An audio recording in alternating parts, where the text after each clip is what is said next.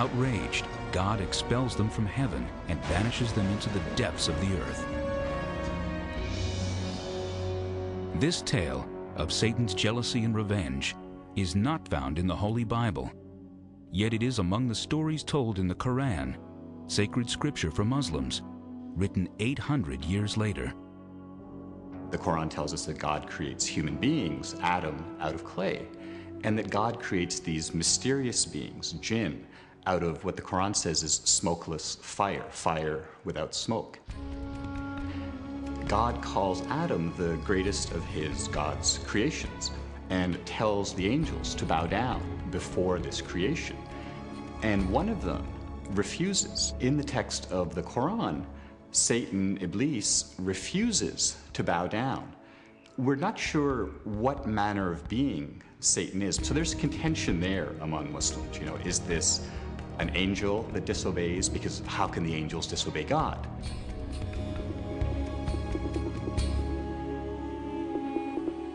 For Christians and Jews, the creation story in Genesis leaves a lingering question. If Adam and Eve had 2 sons and no daughters, if no other humans existed, who gave birth to humanity?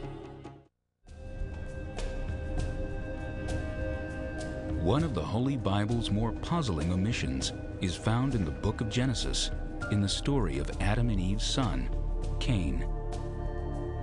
He murders his brother Abel, is cursed by God, and becomes a fugitive. Then, suddenly, we learn that Cain has a wife who is pregnant. And Cain went out from the presence of the Lord and dwelt in the land of Nod on the east of Eden. And Cain knew his wife, and she conceived and bore Enoch. Anyone who's ever taught Sunday school is familiar with the problem that you talk about Cain getting married, and suddenly a million hands go up. Wait a minute, where did the wife come from?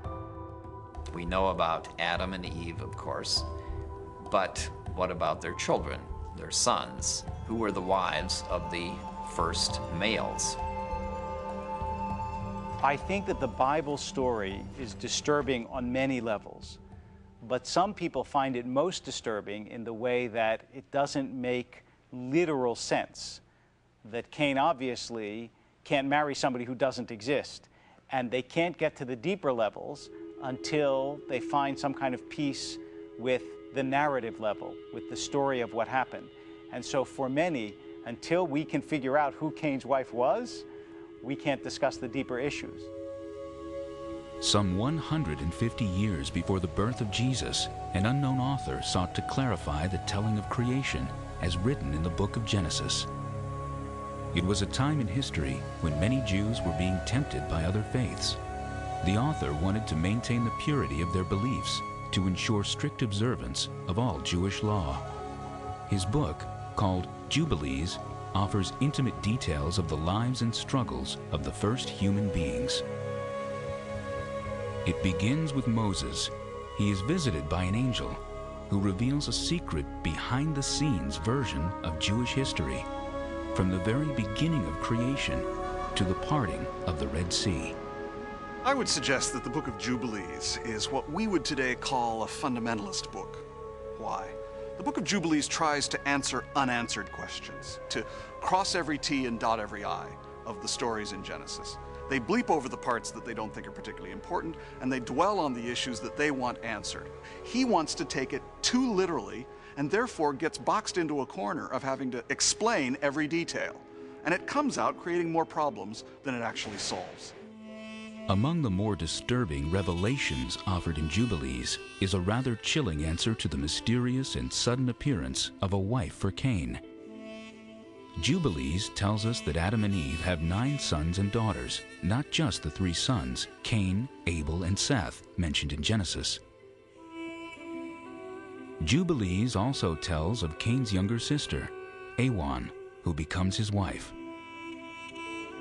And Cain took Awan his sister to be his wife, and she bare him Enoch at the close of the 4th Jubilee.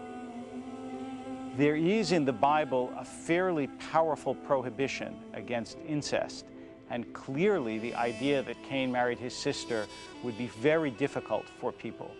And it just shows how hard it was for people to accept that a new woman would come out of nowhere.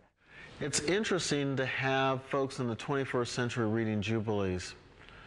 The same people who like reality TV, the same people who will go to a movie such as Aliens, who seem to really sort of enjoy gore, violence, sex. Those sorts of folks just would seem to love Jubilees. If the Bible is read as literal history, a story of the first humans that included incest would have been taboo and thus not acceptable for inclusion in the Holy Bible. Even so, why would this ancient author solve the problem of Cain's wife by having him marry his own sister? This is a culture that is a little bit nervous about foreign women. And one of the ways to get over your nervousness about foreign women is to marry women who aren't that foreign. The problem is you marry women who aren't that foreign, they tend to be related. It was important to the writer that God had chosen a pure race and that he had done this from the earliest times, and that this race had to remain pure. These would be the Jewish people in his own time, who were to refrain from intermarrying with their neighbors or really to have any contact with their neighbors to maintain purity. I quite frankly find the way Jubilees recasts the Genesis stories so objectionable. I quite frankly think it was a laudable decision on the part of Judaism and Christianity to reject this book. They were familiar with it, they clearly read it, they knew it, and quite reasonably and in an informed way said, no, this is not part of the tradition. Who needs Jubilees? Among those who studied the Book of Jubilees was a Jewish sect known as the Essenes. In 1947, a wandering shepherd stumbled upon their writings, tucked away in several caves overlooking the Dead Sea. This collection, lost for almost 2,000 years, became known worldwide as the Dead Sea Scrolls.